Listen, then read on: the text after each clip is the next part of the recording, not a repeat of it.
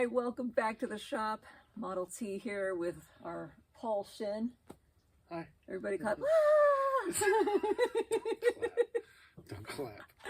Here for another social media Q&A where Mr. Paul Shinn will try to answer your questions the best to his knowledge, and they are starting to stack up, so trying to get them going here before I end up with an avalanche of questions here. Yeah, sorry about that. It's been busy. Ready? Let's go. Are you psyched? I'm cold, but... He's cold. I don't know why he's cold. Yeah, the sun is going down some. All right, so Don, he says... Hi, Don. Hi, Don. Any ideas on a fix for loose baffles and the fuel tank? A 1932 door. Ugh. Yeah, but you don't want to hear it. He sounds sad already. Yeah, if the baffles are loose in the tank, I've got that problem in one of the cars. You could either A, cut the tank open and weld the baffles back in and then weld the tank closed again. Uh-oh. Or B, use that epoxy stuff in the tank and swirl it around. Neither one's a real happy option, so... Oh, yeah. I just put up with the rattle noise. I tune it out after a while. Is it kind of like the boat when we were living on and the guy said, how do you get rid of the slap noise on the side of the thing? Get a trailer. Get Put a the boat on the trailer. The cutting it open doesn't sound like it's as fun. Not it sounds fun. like it's a lot more work. So maybe, what's the stuff called that you would put inside? It's that tank sealant. It's an epoxy. You mix the two parts together, pour it in there, and swirl it around. And that stuff sucks, and I hate using it. That is the absolute last resort, so there's really no good option there. Hey, James. Hi, James. Really appreciate your Q&A sessions. He says, have you heard of anyone that installed a heated seat in a Model A passenger seat with the 6-volt positive ground? No, I've never heard of that, but I don't see why you couldn't. Yeah, it might work. Oh, as an engineer, it would totally work. Is it kind of like when you did the thing for the cell phone? Yeah, or is it different? No, it's a little different. Yeah. It's going to draw a lot of current, blah, blah, blah. You got to control it somehow. I mean, it's not impossible, but I've never heard anybody doing it. That's why I keep blankets in the cars when we're driving in the winter. Yeah. You'd be surprised if you put a blanket over your lap. It's amazing. It makes a big difference. Works pretty good. It does. I need one right now. You want a blanket? No, I'm all right. You'd rather There's a couple in the rumble seat right here, but. All right, Jack. He says, hi, I'd like some details on your adjustment system. I'm 6'2" and restoring a 29 two-door. Well, I'm wondering if he's meaning to move the seat.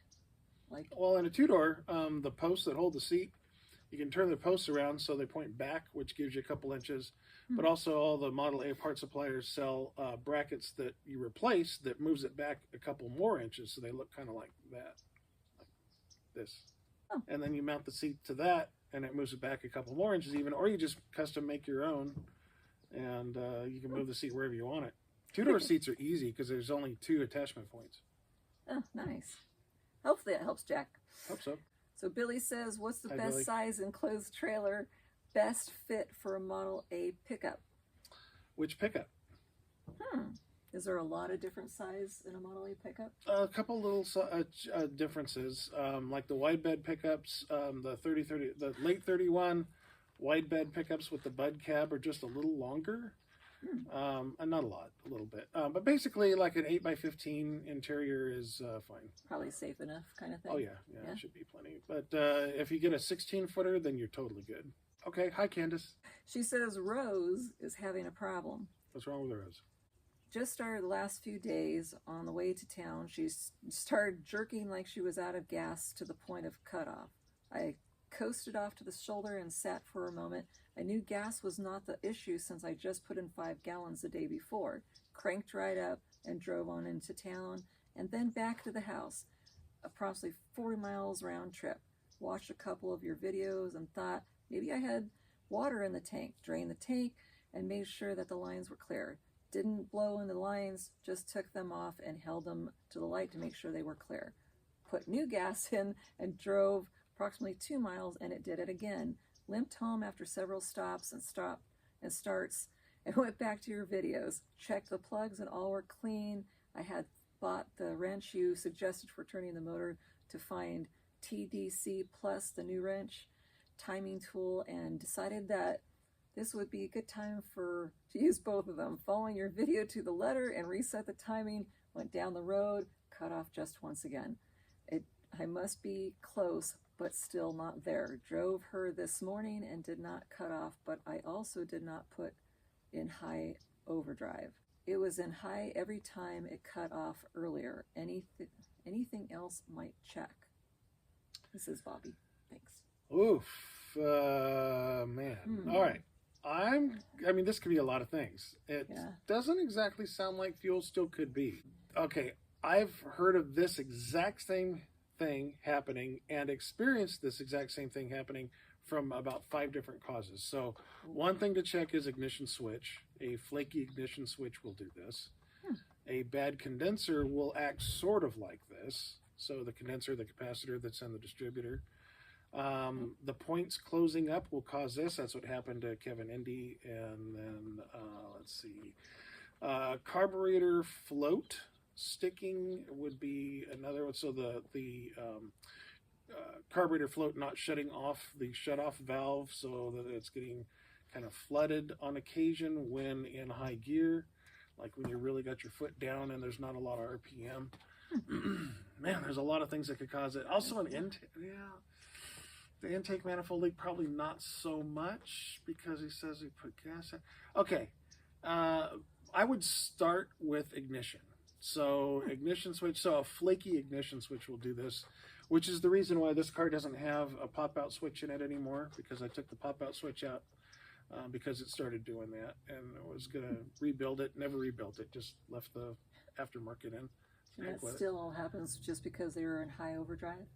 No, it's just that if you got weak spark, so if you're not getting a full 6 volts to the coil, or it's not able to pull the full 3 amps that it wants or whatever, you'll get weak spark, which the car will idle fine and even run fine like in first gear, you know, when you're not pulling a big load. But as soon as you put a load on it, there won't be enough ignition to you know, light the fire. So, yeah, that's a really complicated question that I would take a couple of days and troubleshoot methodically.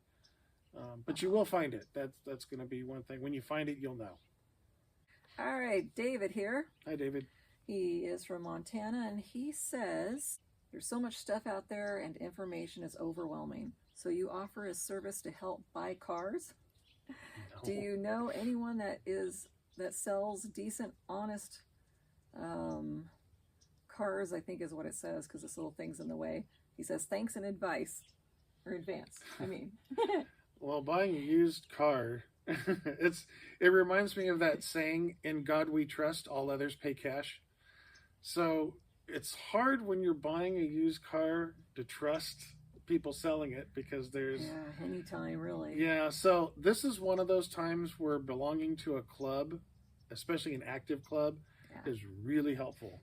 Even if you don't end up buying a Model A that is, you know, one of those club members owns it, most clubs, the people in the clubs know everybody else's car. Yeah. And or at least have bumped into it or have seen it, and not bumped into it literally, but you know, through, you know, club activities or whatever.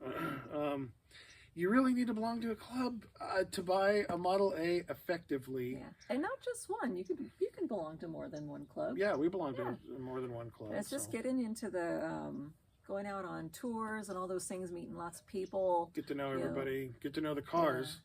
Especially if you're going out on touring. I mean, before COVID, when we used to go touring, you know, every weekend practically. Yeah. I mean, you got to know everybody's car. Everybody knew everybody's car. Yeah. And if suddenly somebody put a car up for sale and somebody asked you, hey, how about Joe Blow's car? What do you think? You'd be like, you know. Or you'd be like, oh, man, that car's for sale. I'm going to buy it, you know. Yeah. Yeah. So, no, we don't help buy cars because we just don't have the time for that, unfortunately. No way. There's no way. And I would never, ever buy a car over the internet unless you can see it. Now, if somebody puts videos of it up and shows, you know, the car driving and you can hear it run and you can see how it drives in video, that's a little different. Yeah. I might be kind of interested in that. But otherwise, have somebody there who can, you know, look at the car, touch it. You know, go underneath it, look at the engine compartment, all that stuff. That's really the only way to buy a Model A. I would never I mean, because people like buy them on eBay. I don't know how you do that. I don't know. You're just kind of taking a gamble. Man. As long as you don't care about taking a gamble and maybe putting more money into it than you thought you would, but it's like really the body style you wanted really bad, and it's got all the little things that you were really looking for, but you're willing to say, okay, if this isn't everything that they said, and I'm gonna have to put more work and money into it than I thought I would, I'll be okay with it. Kind of like the mail truck. We're just like, okay, you know what? But even then, with the mail truck, even though we bought it sight unseen, just pictures over the internet kind of stuff, we still went with the thought in mind. We might not bring this home. Yeah. You know, we're going to go look at it. Yeah. After we looked at it, we bought it and then had to figure out how to get it home.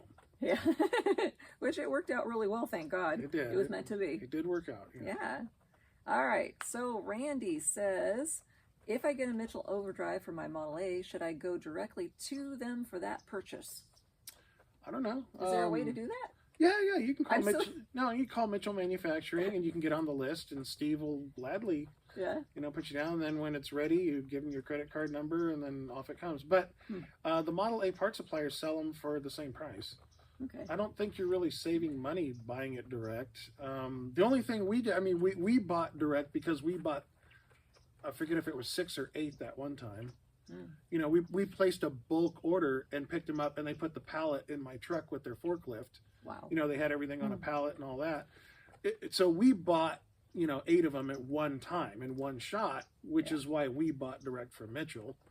But if you went through the Model A part suppliers online, you're going to get the same price, essentially the same shipping and everything, unless you're local to somebody. Yeah. All right, that's cool. Thank you. Ta-da. Robert says, Hi, Robert. Have a question for you about converting a Ford model car from gas-powered engine to all-electric powered car. Would this be possible to do? Or Let me stop you there. Yeah? Yes, it's possible. Okay, I haven't done it. I have no experience doing it. I know people who do. We might be doing that in the future. That's one of the ideas we might be. You know that 30 pickup we got, that basket case? that might become a Tesla. Wow. But I'm not going to do it. There's high voltages there, and even though I work with high voltage at work and I know what to do with it, I'm not messing with it. Yeah, you're not. It's kind of a dangerous situation. Yes. And if you don't know exactly what you're doing, you could get fried. Unless you're doing it as a golf cart, whatever, that's fine. But yes, it's possible. No, I don't know anything about it. I haven't done it yet, and I'm not doing it myself. Do you have any idea who's going to help you yet? Don't have to say. No, they don't want to say. They're trying to work on something with Tesla right now because they made a boo-boo and used the Tesla name when they were advertising what they do. Yeah, so they're in a legal battle right now. Ruh-roh. Yeah. Bummer. Elon Musk is like tough. Hopefully we'll get through it, not lose their shorts. Apparently Elon Musk has good lawyers. Oh no. With nothing else to do. Yeah. Okay, so Todd, he says, Hi, Todd. He's a caretaker of his father's 1930 Model A truck. Your videos have helped me keep it going and stay safe as my daughter and I drive it daily to school. Oh, nice. I have some questions to help keep the love of A's going and need to know the best way to email. Thanks. So that's pretty easy. Yeah, we just started the Model A Tech Questions at gmail.com. A team of Model A experts, which is growing still. Yeah. We're adding new Model A experts almost every week here. Send your question there, and a team of experts will get your question answered. Yeah, working little bugs out all the time, but it's new and it's working out. We're still figuring it out. Yeah. Sometimes we trip over each other, but we're figuring it out. Yeah. All right, Ryan from Hawaii. Hey, Ryan. Our little Hawaiian how's it going, buddy. Bud? I can't pronounce his last name. Takauchi? I don't want to mess up. I'm so horrible I'm sorry, with that Ryan. kind of stuff. We love you so much, though. Very much, yes. Yes. He says, is it possible to install an AC unit on a Model A? Yes. Yeah? Yeah. Have you done it before? I've helped. Okay. John and Judy had one in their pickup. Was there a specific kind that you guys got to do it with? They bought the kit, and it's some outfit out of Texas. I don't remember who it is. Okay. But they advertise. You can go just do a web search, Google it. And there's a whole kit. It came, the condenser, hoses, pump, brackets, belt, everything, all in a kit. Well, could you get it like through Burt's and things like that? Burt's, I know Bratton's, all that? they if they don't have it, they will turn you on to who does. Oh, nice. Okay. Yes, absolutely. I know Steve over at Burt's knows who does it, so Okay. he can probably tell you. But yeah, it's a whole kit. It went in. I mean, it just worked right off the bat. There was no drama. It just worked. So He's so sweet. He wants to keep his wife happy, and she gets hot. All right, are you ready for Ken? yeah, let's go. Hi, All Ken. right. He says he has a 1929 Model A. I hope you can help. I turn the key and nothing. Also, I have no lights or horn. Battery is at 6.1, but get nothing. Could it be the cool? No good? Or is there a I think he fuse means somewhere? it could be the coil. No good. Okay. Oh, yeah, he did. He corrected himself at the bottom. Okay. Sorry, Ken. Yeah, he says no good. Or is there a fuse somewhere I don't know? Can you help? He says coil, no good. Okay. Yeah, there you go. All right. First of all, Ken, spell check. Ah, Okay. that's not the most important part, but it kind of helps. But he corrected himself. All right. He That's made fine. it up. Okay, so in this case, the current runs, so the battery cable is the big cable that runs from the battery to that big lug on the starter switch that mounts on top of the starter. If you have 6 volts there, you're good. Continue on. If you don't, then check your connections between, probably actually could be ground too. The battery ground from the positive terminal, the battery, that strap that goes to the frame. For whatever reason, those tend to be a problem. I don't know why. But anyways, the negative terminal has a big thick cable that runs to the lug on the starter. From there, it goes up to the box that mounts on the firewall, and that's the terminal box. And depending on what year, depends on which side it goes on. Anyway, it should go up to the terminal box, and from there should be a wire that goes to the amp meter, from the amp meter back to the terminal box, and then it goes to everything in the car. So if people add the fuse in, which I highly suggest you do for safety, and that is like the aftermarket fuse holder mounts on the starter. So take 2 of the screws off that hold the starter switch on. That holds the bracket that holds a fuse. That adds a fuse in series between that lug on the starter and the terminal box. So check there somewhere on the starter for a fuse. Sometimes people hide them somewhere with an inline fuse holder. Well, like that car, when it was being judged for fine point, the fuse was in the terminal box. So since they don't open the terminal box, that's where the fuse went, because I wanted a fuse in there. And if you didn't know that, you would never know there's a fuse. If the fuse opened, you'd be like...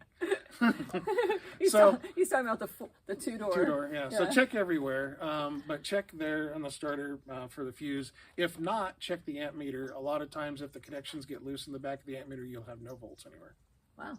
All right. I hope that gets him going in the right direction and get the problem That'll solved. get you 99% of the way there. Yahoo! And we are hearing from Wade Dog again. Hey, Wade. I don't know where you got that name from, but it just makes me chuckle every time. Sup, dog? He says he has another question. He says, I've heard of Model B engines being used in late Model A vehicles. Is that a good thing or not? How do you tell the difference? Well, the Model B is the 4-cylinder engine that came out in 1932. So 1931, the Ford Model A was in production until the very early part of 32. In 32, you could get the V8, the flathead V8, or the inline 4, which was like a Model A, but with the 32 body and frame and all that. That was called the Model B. And the Model B engine has 10 more horsepower than the Model A. The Model A engine has 40. The Model B had 50 horsepower. And what they did was the cam is ground different, so you get a little bit more lift on the cam. The crank is bigger, the bearings are bigger. Pistons and all that's pretty much the same. Valves are a little different. The carburetor was different, the B carb. The B also had a different distributor because, well, there's a lot of things. Plus it had a fuel pump because the fuel tank was mounted in the back of the car, blah, blah, blah. The engine itself, the Model B engine is... it's built a little stronger than an A motor, but for whatever reason, the castings tend to be weaker. So Model B engines have a big problem with developing cracks in the crankcase. I don't know. I mean, if you get a Model B engine for the right price, yeah, don't go out of your way. But the new Terry Burt's motors are basically Model B motors, if you think about it. So if you can get a B motor with no cracks in it, go for it. Will you notice the extra horsepower if you put a Model A carburetor and distribute everything and like a Model A? No, you won't notice it. But it'll run more like a regular car and less like a finicky toy.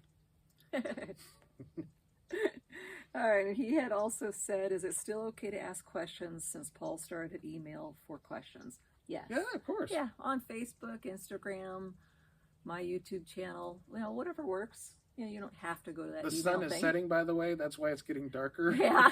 The sun is like right just at the horizon right I asked Paul, when is the best time for you to do the social media question and answers with me? He says, now. now. Any other time won't work. So I said, No. let me hurry. It's a busy time at work for me right now. So Yeah. I got to get up super early and I'll be gone. Till who knows when. Till who knows when, every day. It's like, Yep. I'm sorry. that's life. On the bright side, Carmen has a question. Hi, Carmen. Which Carmen? Carmen, I know I'm going to botch the name. Can you see it? Gianforte, friend of the channel. Hi, Carmen. Yes. So he says, I have a collection of about 65 Model A carburetors. There are several Zenith-made carbs that I am looking for. If you happen to have any carbs for sale, I could send you details of what I'm looking for. Thanks again. Well, Carmen, you got my email address. Just email me. Tell me what you need. Woo! Whatever you need, you got it. I'm going to be your carburetor dealer. I'll That's just send kind of them an interesting. I mean, he collects tons of radios of all kinds of years and wood and all kinds of different stuff. So, Well, radios are different. well, but everybody has a collection of something. I have a collection of chickens. Yes, and shoes. And shoes. Yeah, I think so. Running shoes. Running shoes. All right. Well, these shoes are for this size pebbles, and these shoes are for this kind of trail, and It's so these not shoes are for this kind of moisture in the ground, and these shoes, oh my gosh. Uh-huh. Yeah. All right. Any of you guys that are runners in your life or still are knows. Gotta have the right shoe. It is a little bit of a mental illness.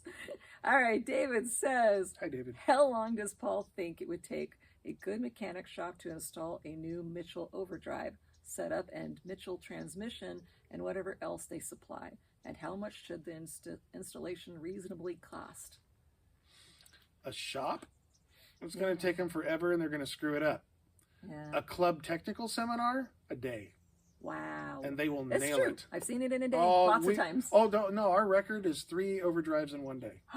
That's our record. 3? 3 overdrives That's a in one major day. work right Oh, there. that's You kicking guys are butt. kicking butt majorly. Kicking butt. Wow. Yeah, so most Model A clubs that has tech seminars on a regular basis, there will be a couple, 2, 3 people in the club who are like the Mitchell Overdrive installation team. Yeah. And like Tom Indy's got a team down at his club down there. There's like 3 guys, and they knock these things out. Yeah. I think his biggest problem when we were kind of having a little conversation is he has some homes in different states, from what I understand, as he's retired now. And so he goes traveling all over the place, which sounds super duper fun. So he's not in too many places at one time, but he does have his Model A or Model A's shipped to him wherever he is at that time. Oh. So I don't know if it's just that adjustment of trying to find somebody in clubs that he's, can trust and knows enough to help him with these when he's in a spot long enough. So I think that's why he was trying to see if a shop would work so that he could actually get it done. Pick a I think spot. that's part of his issue. Pick a that he's club. having. Pick Yeah. one. Maybe pick one that you trust the most and say, okay, I'm going to be there at such and such month, blah, blah, blah. Do you guys have time around that time so we Well, can just get look at their together? schedule, see when they're doing tech seminars, Ah. and then get on the schedule. So once the rear end is out to put a Mitchell in, changing the transmission out's no big deal. It's like right there.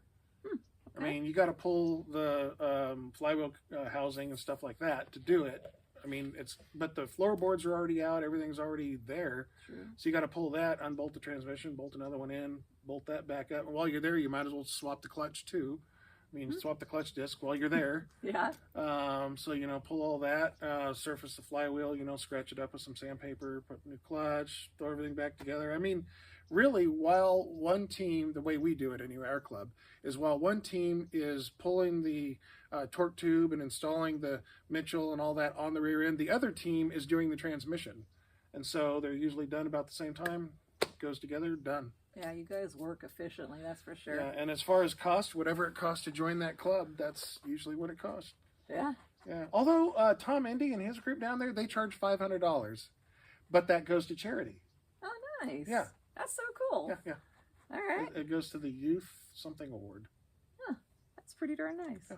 All right. Model A Youth, I think it's called. Nice. All right, James.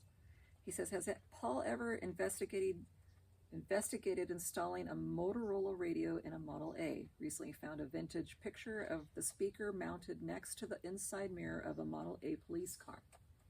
Oh, yes and no. I have an old Crosley, like 1938 Crosley radio that would go in a Model A kind of thing, but no, not doing it. Nope. No. The Model, first of all, the Model A ignition system is so noisy. I mean, as far as RF noise, like static on the radio, you're not going to hear squat. When the motor's running, you're not going to hear squat. Plus, it's just the loudness of the car. But in order to make that work, you have to insulate the chicken wire in the roof. That becomes part of the antenna system. You have to change the ignition system to get rid of ignition noise. You have to do all this stuff. No, not doing that. So the police cars were just different than the average cars back then, so that it would work. See, it wasn't a two-way radio in a police car then. Oh. So that's why, like some of our old radios, you see police band on it. It was just above the AM broadcast band. The police would have a transmitter at like 1600 to 1800 kilohertz, somewhere in there, which is like just above the AM broadcast band. It was just on all the time. And that's why, like you see in the old cartoons, you see this calling all cars, calling all cars. So what they would do, there was a microphone literally at the station. Someone would just walk up to the microphone. The transmitter was always on. They would walk up to the microphone, calling all cars, give out information.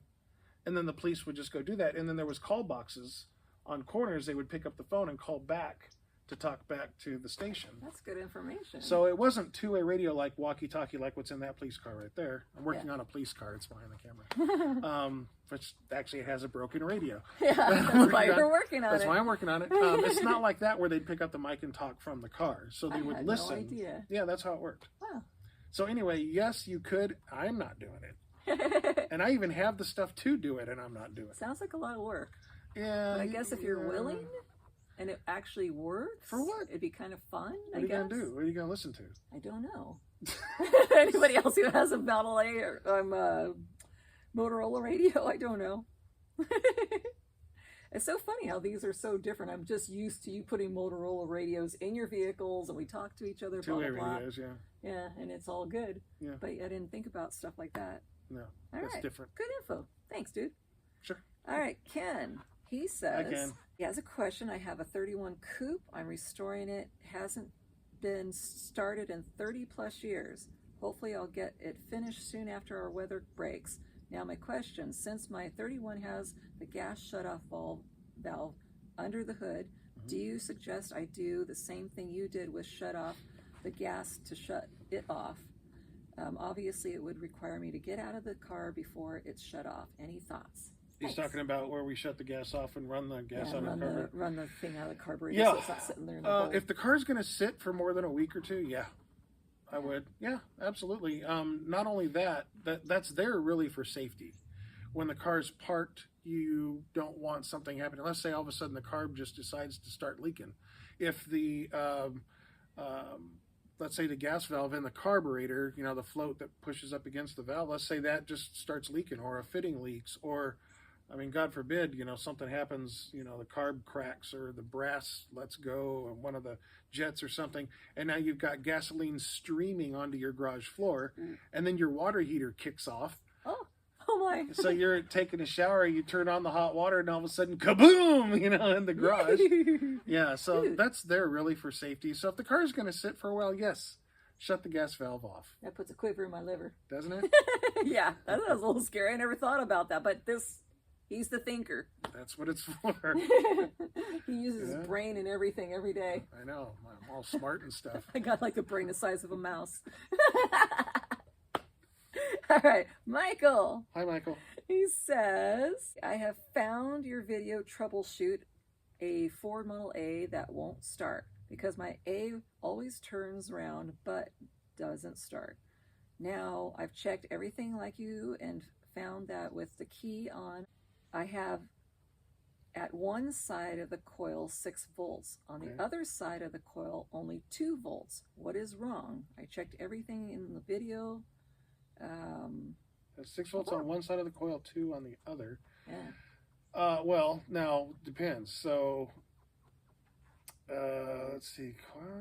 No, it would still be bad coil. Huh.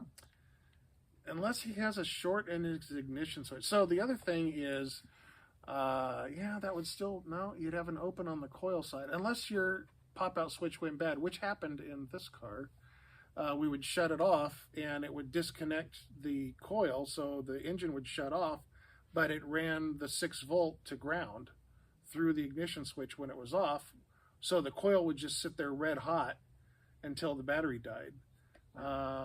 So yeah, it could still be that. So ignition switch number 1, check that. Otherwise, check your coil. If you put an ohm meter across the coil, disconnect at least one side of the coil. Put an ohm meter across it. It should be about 1.5 ohms, somewhere in there. If it's more than that, bad coil. That's good stuff right there. All right, thanks, dude. Now, if it's a 12-volt coil, it should be 3 ohms.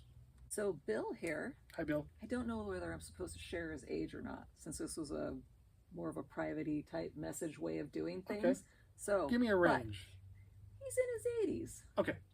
He obviously is a kick butt 80s, because look at what he's up to. All right. He says he just bought his second Model A about a year ago. I bought a 1928 Roadster on BAT. I don't know what that stands for. Bring a trailer. Oh, okay. And last week acquired a 1931 Victoria 2-door. Ooh, nice. The steering on the 31 is much stiffer, almost impossible when standing still or driving slowly. Watch your video about lubing steering box with Rizolone product. Am I saying that right? Okay. It's Risolone. I don't use it, but okay. Okay. Not sure what is in there now, but there is no Zerk fitting, so don't think it is greased. Any advice on to drain the existing fluid? I think is what it says. My stupid arrows in the way. Okay. Well, if it doesn't have a grease fitting, that's good. I hate when people put grease fittings on the steering box, then think they're supposed to grease it, because you don't put grease in a steering box. Huh? Good enough. You put thick oil. That's what you put in there. Anyway, the way to drain a steering box, I'm sorry, you got to take it apart. Yeah. That's really the only way to drain it. And it's, I mean, if you got it apart, might as well do a rebuild on it. Is it very hard to do? Is it something where he should have a friend to do it with, or is Yeah. it something? Yeah. Yeah, you should have a friend. Okay. Hopefully, you belong to some car clubs. Yeah, I mean, you And, couldn't do it by yourself, but boy, would it be hard. Okay. Yeah, That's I good mean, to know. you need 3 hands. I'm just trying to think of some ahead of time stuff so he can be prepared and get his issue fixed, and because I want to see him succeed. I mean, if you He's separate cool. if you separate the main part of the steering box from the sector housing, you can separate it there. Then all the fluid will come right out. All right. All right. You can do that without taking it out of the car, but I just take it out of the car. Well, Bill, we love you. God bless you. Good luck, Bill. I hope you get all your cars running the way you like to and enjoy them for many, many years to come. That's awesome. I want to be like him when I grow up. All right, Rob. That kind of stuff just excites me.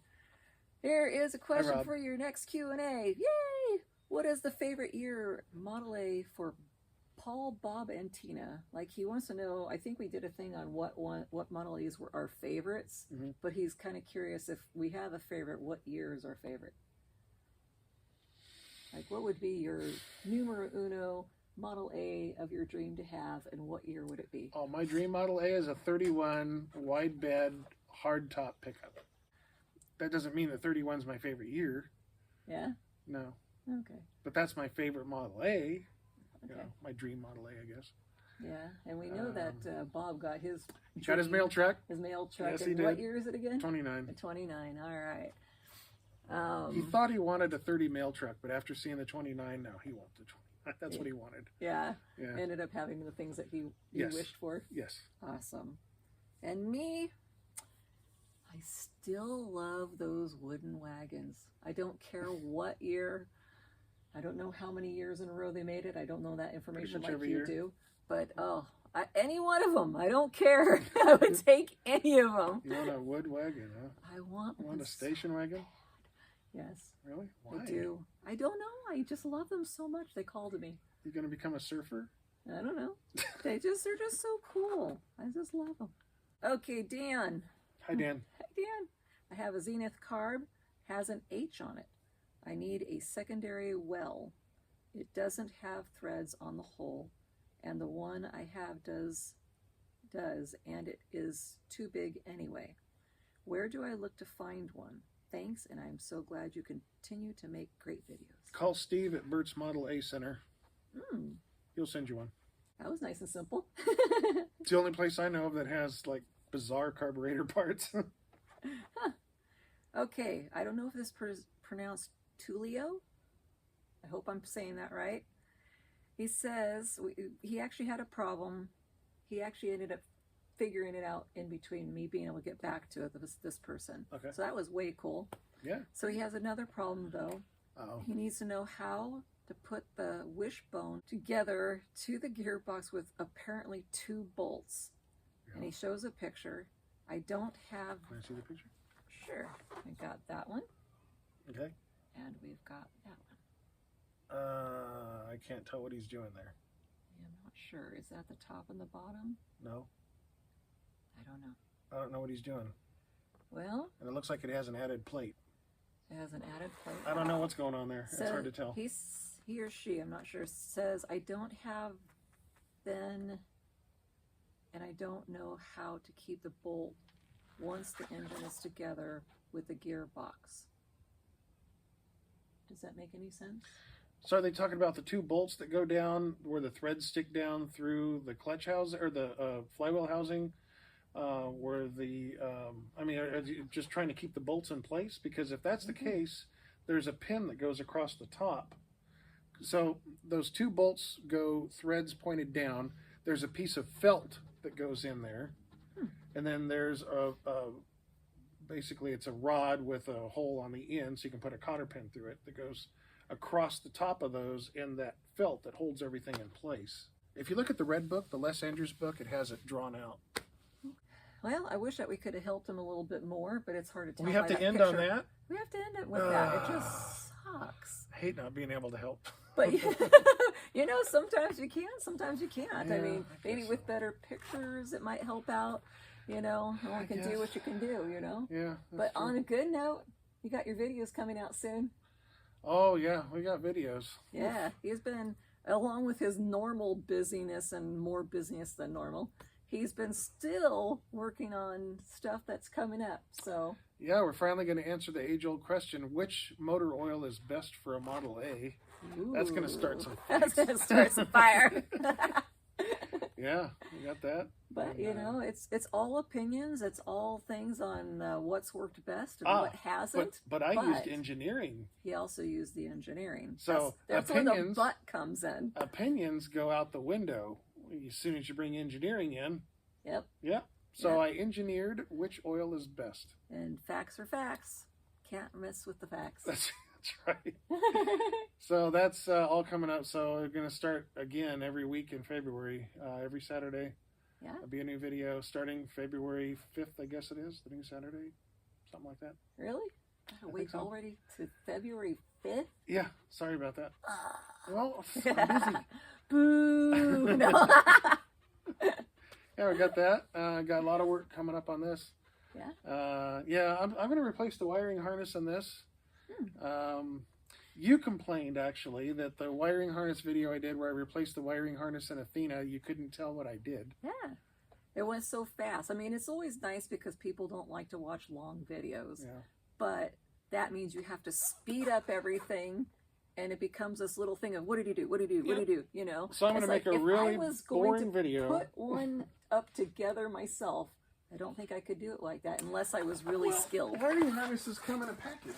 Yeah? So here's one. This isn't the one going in that car, but there's a wiring harness right there. Yeah? It just comes like that. But for a person who is not knowledgeable like you are, which there are a lot of us out there. All you need to know is the phone number for one of the Model A part suppliers and say, send me a wiring harness. But then you got to put it together. No, you just put it in.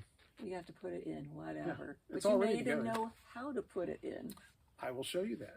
Yay! See, I nagged him to death. You did. All right, you guys, I'm going to call this an end. Thank you for joining us, and getting dark. Very thankful that you guys are subscribing and liking and joining us. It really means a lot to me. Yes. I'm really enjoying all the comments and feedback. It's awesome. I love you guys. Hope you're all doing well, and God bless you all, and we will see you soon.